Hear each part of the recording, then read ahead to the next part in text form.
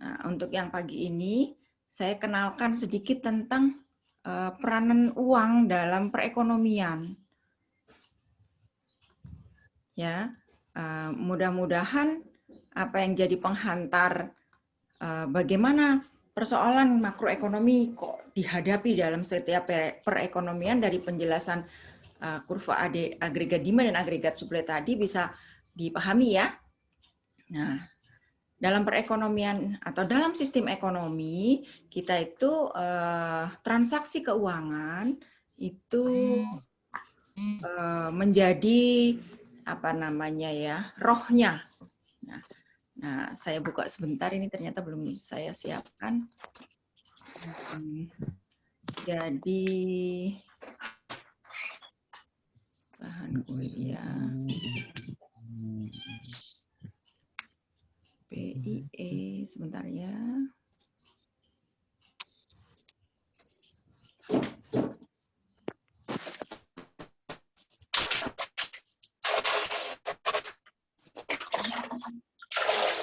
Itu yang punya siapa? Bisa di mute sebentar mungkin ya. Mana tadi materinya ya. Sebentar, saya teori uang dalam perekonomian.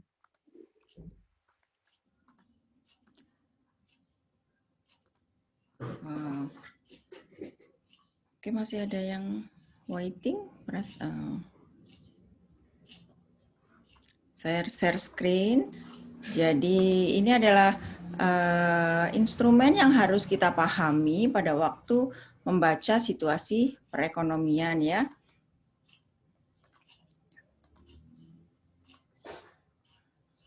Oke, kita lihat di sini.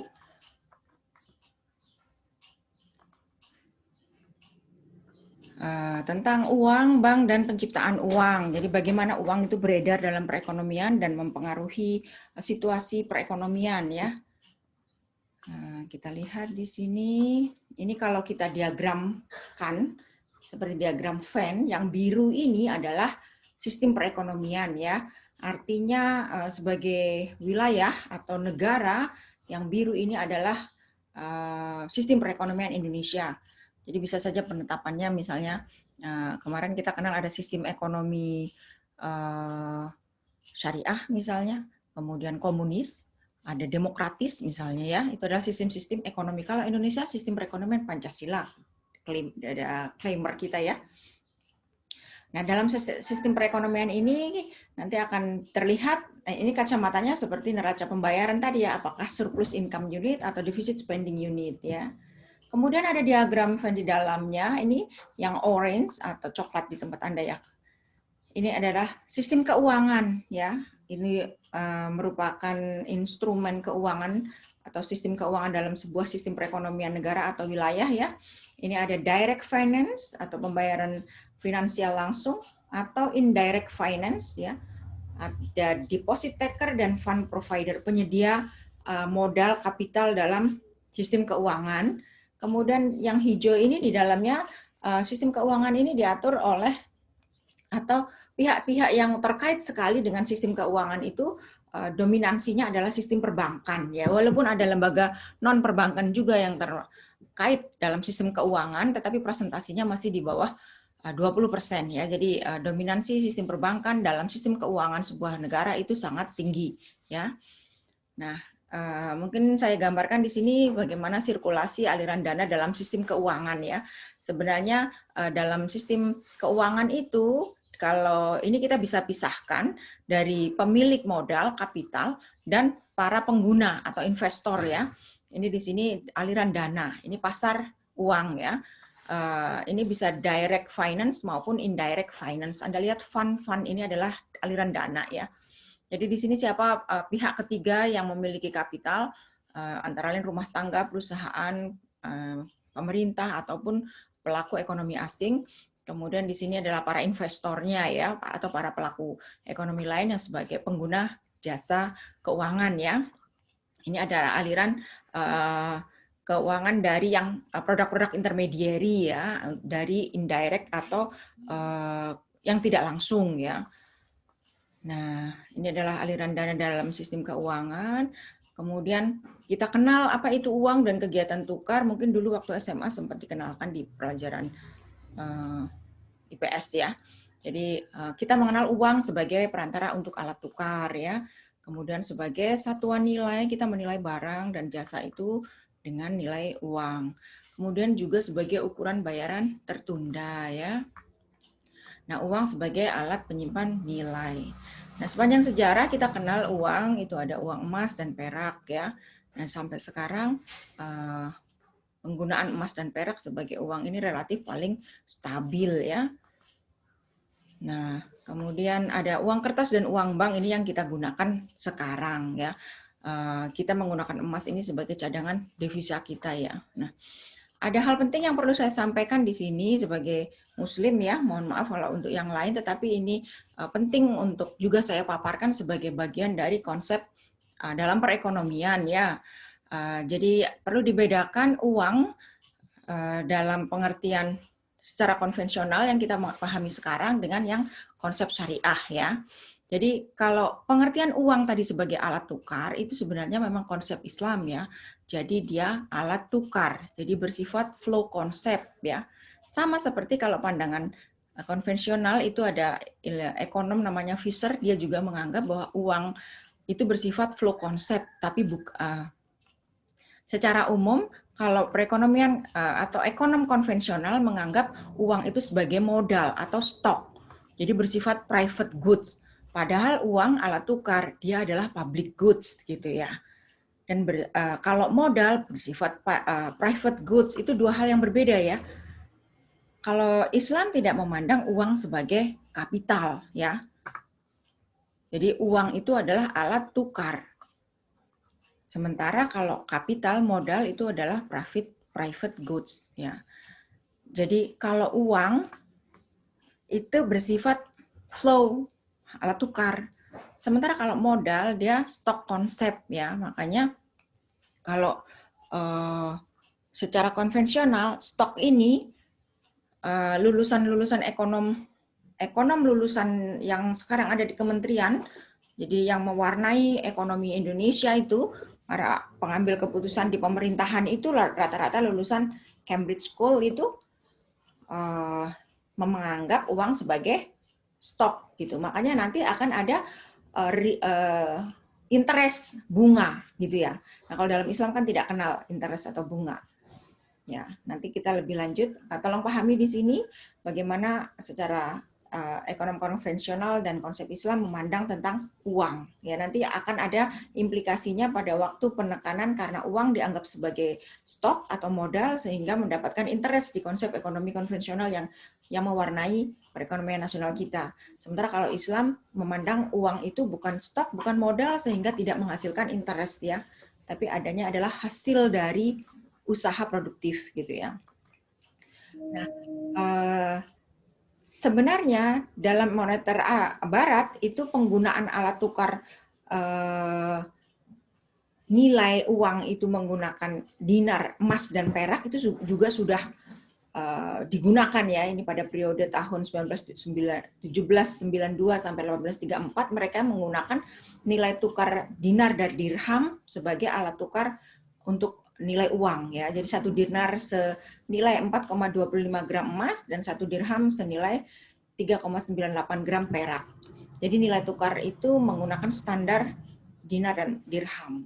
Ini sangat stabil ya dibandingkan dengan sekarang kita menggunakan uang bank dan uang kertas di mana uang rupiah kondisinya sangat fluktuatif terhadap nilai tukar mata uang negara lain, terutama dolar ya. Kita melemah terus gitu. Nah, sistem keuangan itu kita kenal ada sistem moneter dan sistem non-moneter. Nah, moneter ini diatur oleh bank sentral ya, ini otoritas moneter, Bank Indonesia kalau kita ya. Nah, kemudian selain itu ada perbankan. Perbankan umum ini ada bank umum dan bank perkreditan rakyat. Oke, saya coba lebih keras lagi ya. Nah, sementara untuk sistem non-moneter ini ada perusahaan pembiayaan, mungkin ada tahu ya perusahaan leasing tuh, ada modal ventura, anjak piutang, kartu kredit, pembiayaan konsumen itu perusahaan pembiayaan, FIF misalnya ya, ada Astra yang finance pembiayaan itu ya. Kemudian ada perusahaan keuangan lain, ada asuransi, dana pensiun, perusahaan sekuritas, perusahaan pemerintah, perusahaan gadep, pialang pasar uang. Ini pasar berjangka ya. Anda lihat asuransi, ini banyak perusahaan asuransi yang kolaps ya. Kemarin dengar ada Jiwasraya, kemudian ada Bumi Putra ya. Itu salah satu, merugikan banyak para pemegang polisnya ya. Padahal itu menjadi salah satu alternatif sektor keuangan selain perbankan gitu. Nah, ini jenis uang ya.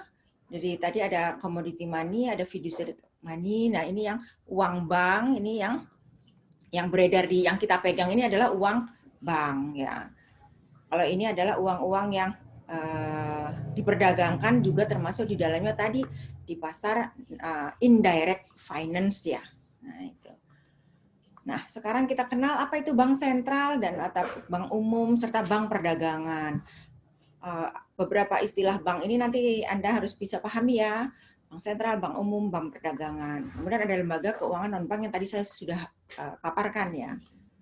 Nah, ini bank sentral, Bank Indonesia di kita ya, tugasnya untuk mencapai kestabilan nilai rupiah melalui berbagai perangkat kebijakan moneter. Tadi kan saya sampaikan ya, ada kebijakan moneter yang ngatur adalah Bank Indonesia ya, menjaga sistem kelancaran pembayaran. Nah, pengaturan dan pengawasan bank ini sekarang dipegang dari 2017 oleh Otoritas Jasa Keuangan ya.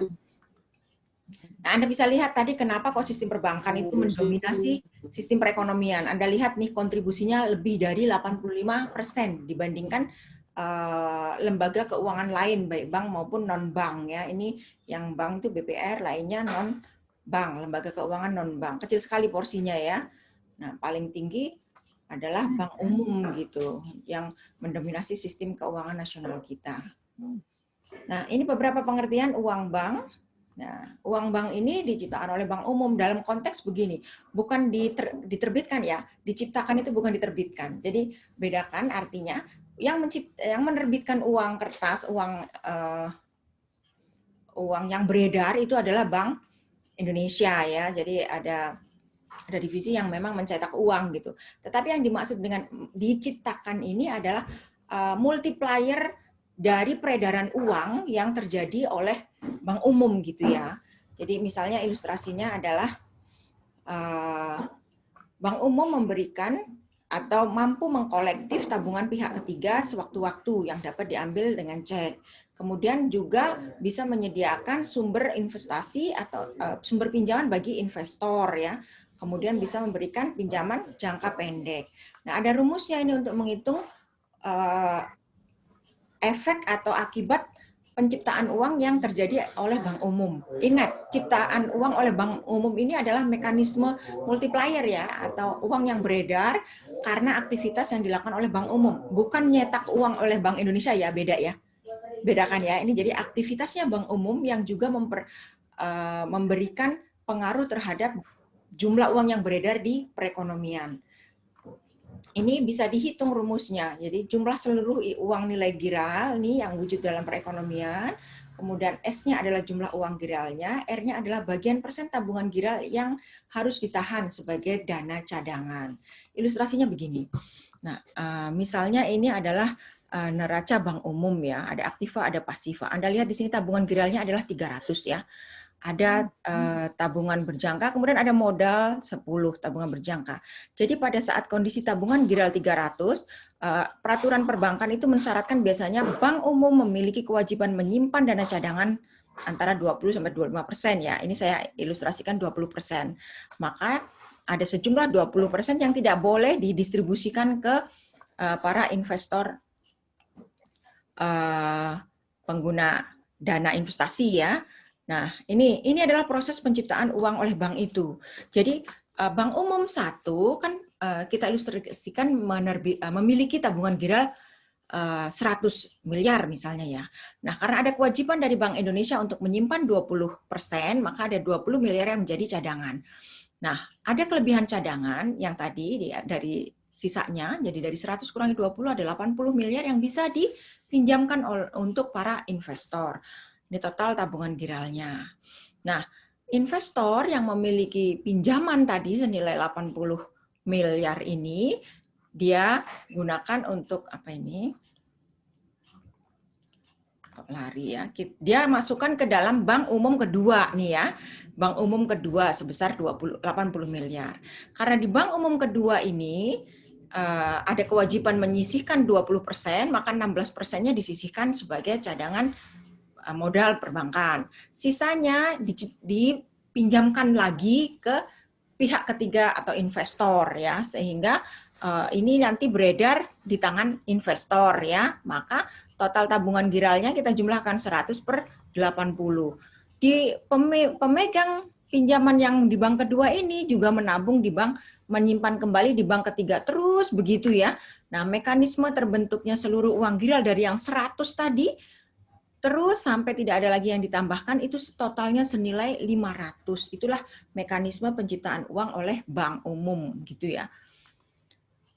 Nah, kalau dalam kenyataan tentu itu sulit, ini makanya kondisi itu tidak bisa wujud dalam perekonomian. Ada beberapa kelemahan ya, misalnya ada kebocoran tunai, kemudian bank juga ingin memiliki cadangan lebih banyak. Sementara di satu sisi juga bisa jadi kekurangan investor ya. Seperti sekarang, situasi sekarang investor mungkin menahan diri ya, karena situasi perekonomian sedang pandemi ini ya. Itu beberapa istilah tentang uang dalam arti sempit maupun dalam arti luas. Nah, itu di bank umum. Tadi kita kenal bank sentral, bank umum, sekarang bank devisa. Jadi bank yang memiliki kewenangan untuk melakukan transaksi menggunakan kurs valuta asing dengan bank di negara lain namanya bank devisa ya. Ini melayani lalu lintas pembayaran dalam dan luar negeri. Tidak semua bank umum adalah bank devisa, tapi kalau bank devisa pasti bank umum ya. Nanti dipelajari ya. Nah, ini contoh perbankan di Indonesia, mekanismenya ya. Ada BPR, ada bank umum, bank pemerintah, bank swasta ya. Nah, ini juga penting dipahami, ada perbedaan antara bank syariah dan bank konvensional ya. Saya penting menggambarkan ini bahwa ini juga alternatif untuk kita ya, bahwa kalau bank konvensional ini sistem yang digunakan berbasis bunga, kalau non bunga untuk syariah ya, tapi berbasis pada bagi hasil usaha produktif, margin, atau kalau untuk pembiayaan kita berbasis margin yang diambil, kemudian kita bisa juga berbasis sewa atau fee.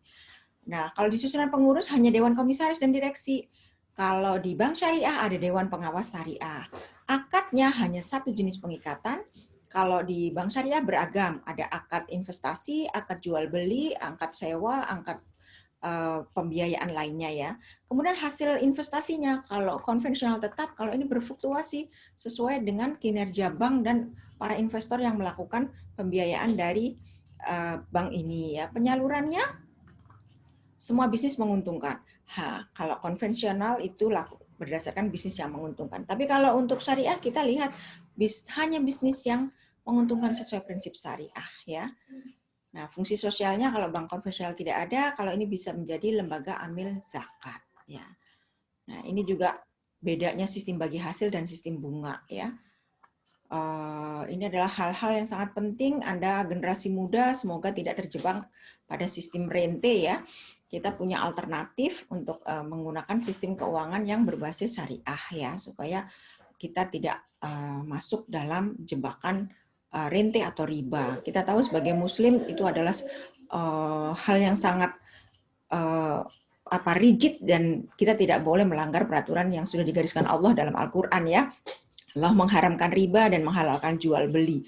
Jadi sebagai generasi muda Muslim tentunya harus penting memahami terkait bagaimana prinsip ekonomi dan sistem perbankan syariah yang harusnya menjadi pilihan kita ya.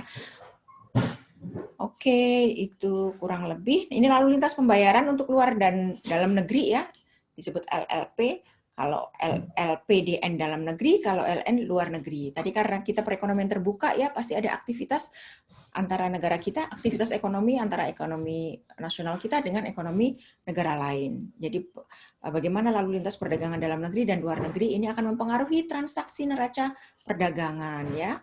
Ini pelakunya siapa? Pembayar atau eksportir, importir, ada bank umum, ada remitting bank, paying bank, bank. Ini ada beberapa istilah bank sesuai dengan kebutuhan kita. Kemudian ada receiver atau penerimanya. Apa saja nih yang dilakukan oleh lalu lintas pembayaran dalam negeri dan luar negeri? Ada pencairan tunai, pemindah bukuan, clearing, transfer, inkasu. Apa saja ini perbedaannya? Anda bisa pahami nanti. Kalau clearing itu umum ya dalam negeri, tapi begitu keluar negeri namanya inkasu dan ini kita ya ada inkasu dan apalagi ini satunya. Transfer dan inkasu adalah perintah pembayaran atau penagihan yang dilakukan antar kota atau antar negara. Ya. Oke, kita masih ada waktu sedikit. Ini pengetahuan tentang bagaimana mekanisme uang bank dan penciptaan uang dalam perekonomian. Oke. Ini tadi saya record, nanti saya kirim linknya, ya. Sementara itu mungkin nanti pelan-pelan sambil dipahami ya. Nanti secara lanjut bagaimana mekanisme otoritas moneter mempengaruhi peredaran uang dalam perekonomian sehingga bisa mengendalikan laju inflasi atau masalah perekonomian makro, itu akan kita bahas lebih lanjut juga dalam mata kuliah ekonomi makro ya. Tapi kalau untuk pengantar ilmu ekonomi, kita hanya kenalkan, dan besok mungkin kita satu pertemuan lagi terkait dengan kebijakan, ya, kebijakan fiskal dan moneter. Oke, sampai sini ada 22, belum ada note sih, mungkin ada beberapa yang nggak bisa gabung ya. Kita kuis 2-nya mulai jam 8. Bisa dipahami penjelasan Ibu? Bisa ya? Oke, nanti kalau tadi waktu Ibu ngomong suaranya putus-putus, Bu. Iya. Di tempat Weni ya? Iya, Bu. Mungkin sinyalnya, Bu. Iya. Nanti materinya juga malah sudah saya upload materinya ya. Nanti bisa dilihat di LMS, tapi setelah kuis mungkin ya. Bu, kuisnya jam 8 atau jam 9? Iya, ya. Cukup ya kalau gitu pertemuan kita pagi ini ya. Ibu. Ya, gimana Tri? Kuisnya jam 8 apa jam 9? Oh, jam 8. Saya pikir kamu menegak ini. Mohon maaf, 8 ya. Makanya Ibu silahkan kalau mau siap-siap, kalau nggak ada yang diskusikan lagi ya. Kita pakai LMS, mudah-mudahan sinyalnya bagus, nggak ada kendala. Tapi kalau misalnya ada kendala, sampaikan, nanti Ibu set ulang untuk yang menghadapi beberapa kesulitan ya. Saya set 1 jam, tapi sebenarnya soalnya nggak banyak kan Bu? Nggak, kalau kuis nggak banyak. Pengerjaan hanya 40 menit ya. Kalau nggak salah cuma 20 atau 25 soal ya. Oke. Iya, Ibu. Terima kasih pagi ini. Ya. Kalian bisa siap-siap mempersiapkan untuk LMS-nya. Jangan lupa isi presensinya ya. Terima kasih Mbak Sari. Oke Bu. Terima kasih semuanya. Semoga kita semua selalu sehat ya, dan semoga kita selalu dalam lindungan hidayah Allah. Amin. Saya akhiri. Assalamualaikum warahmatullahi wabarakatuh. Waalaikumsalam warahmatullahi wabarakatuh. Oke, terima kasih. Saya end meeting-nya ya. Iya, Bu.